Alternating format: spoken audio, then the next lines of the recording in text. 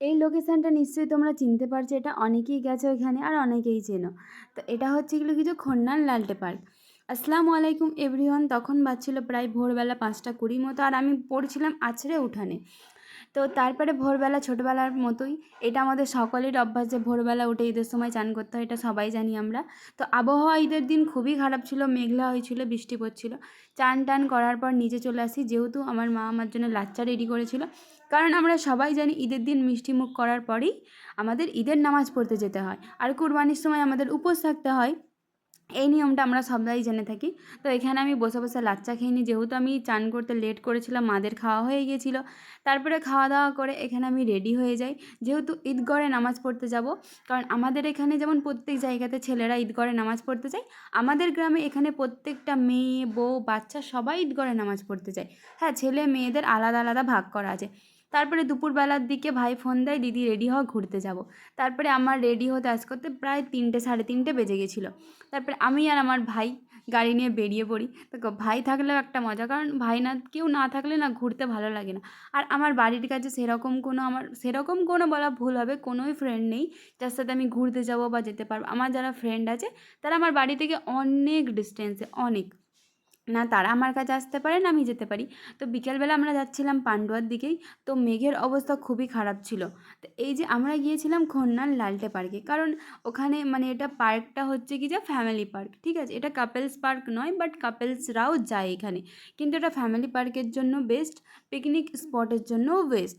তারপরে ওখানে আমরা টিকিট কেটে ঢুকে পড়ি। বাট আমার 1 টাকাও খরচা করতে লাগেনি, যেহেতু আমার ভাই ছিল, আমার ভাই আমাকে নিয়ে যায়, ওই আমার টিকিট কাটে, খরচা করা সব কিছু ওই করে।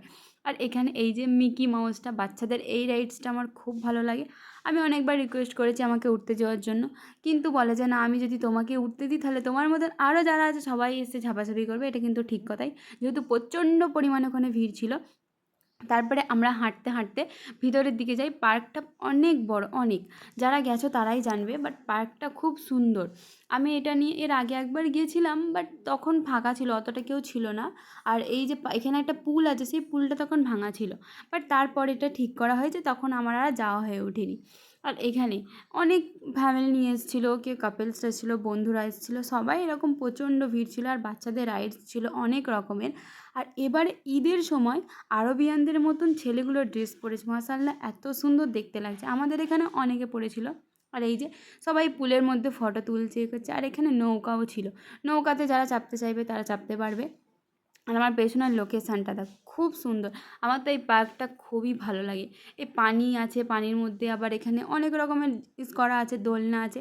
তারপর আমি এসে দোলনায় বসি, আমার ভাইকে বলি ভাই দুলিয়ে দে, ও আমাকে দুলিয়ে দেয়। আর এই যে মেয়েটাকে দেখছো, একে আমি চিনি না, না এর সাথে আমার কোনো পরিচয়। ও র্যান্ডামলি ওখানে দাঁড়িয়েছিল, ওর পাশে ওর দুটো বোন ছিল। তো ও দাঁড়িয়েছিল, তার জন্য আমি ওকে বললাম যে আমার পাশে এসে বসতে পার। ও ফ্রেন্ডলি আমার সাথে এসে কথা বললো, বসলো। আর ওকে আমি জিজ্ঞেস করছিলাম যে ওদের বাড়ি কোথায় না কোথায়, ও আমাকে জিজ্ঞেস করছিল। বাট ওখানে ঘুরে আমার ঈদের দিন বিকাল থেকে খুব ভালো লাগছিল। মানে ঈদের সময় তো আমরা বেরোতেই পাই না, খুব কম টাইম এরকম হয় যে আমরা বেরিয়েছি বা এরকম কিছু। আমার ভাই এই 2 বছর আমাকে একটু ফাঁকায় ঘুরতে নিয়ে যায়, এমনি টাইমেও নিয়ে যায়, ওর সাথেই আমি যাই। তারপরে এখানে দোলন খাওয়া হয়ে গেলে আমরা নিচের দিকে নেমে যাই, মানে পুলের দিকে। কিন্তু পুলের দিকে যাওয়া, আমি যেহেতু হিলস পরেছিলাম, মানে এখানটা অনেকটা উঁচু, তাই আমার ভাইকে ধরে ধরে আমি বুড়ি মানুষের মতন নামছিলাম। আর পুল থেকে ভিউটা দেখে এত দারুণ দেখতে লাগছিল। তারপর আমি ক্যামেরাটা নিয়ে নিই ওদের থেকে, যেহেতু ওরা এমন ক্যামেরা করছে আমার নিজের রাগ ধরে যাচ্ছে। আর এই যে এই দুটোই ভাই, ওর আমাদের এদিকে বাড়ি, আর আমার ভাই তো মহিভালপুরে বাড়ি, ওখান থেকে আমাকে নিতে এসছে। তারপরে ওখান থেকে আমরা বেরিয়ে চলে আসি, যেহেতু খিদে পেয়ে গেছিলো। তো আমার ভাই আমাকে বলেছিল তোকে সোনার বাংলাতে নিয়ে যাব। তার জন্য আমরা খন্নানে যে সোনার বাংলা রেস্টুরেন্ট আছে, যারা দেখেছো তারাই জানো, ওখানে গিয়ে আমরা খাওয়া দাওয়া করি। তো আমার পেয়েছিল প্রচণ্ড পরিমাণে খিদে, কারণ সেই বিকেলবেলা খেয়েছিলাম, আর ঈদের দিন এমনি সারাদিন আমি কিছু খাইনি, সেই সকালে খেয়েছিলাম। তারপর আমার পাশে আমার ভাই বসেছিল, আর সামনে দুটো ভাই বসেছিল, আমাকে রাগাচ্ছিল, হ্যাঁ দিদি তুমি প্রচুর ফেমাস হয়ে গেছো, তোমার আইডি মনিটাইজ হয়ে গেছে। ভাই আমার আইডি যেদিন মনিটাইজ হবে না, আমি সেদিনকে নাচ করবো। কারণ ইউটিউব চ্যানেল যেদিন আমার মনিটাইজ হবে। বাট আমার ইনস্টাগ্রাম ফেসবুক যতটা আমার গ্রো করছে এখনও পর্যন্ত, তো আমার ইউটিউব অতটা এখনও গ্রো করেনি, খুব কম, খুবই কম, মানে ইনস্টাগ্রাম ফেসবুকের থেকে। তো যারা আমার ইনস্টাগ্রাম ফেসবুকে আছে, আমার ইউটিউব চ্যানেলটাকে সাবস্ক্রাইব করে দিও। তারপর ওখান থেকে ঘুরে চলে আসি আমাদের নিজেদের গ্রামে। ওখানে খেলা ছিল, ওখানে খেলাধুলা দেখি, প্রায় 10টা বেজে যায়। তারপরে আমি রিটার্ন ঘরে চলে আসি। ভিডিওটা কেমন লাগলো অবশ্যই জানাবে।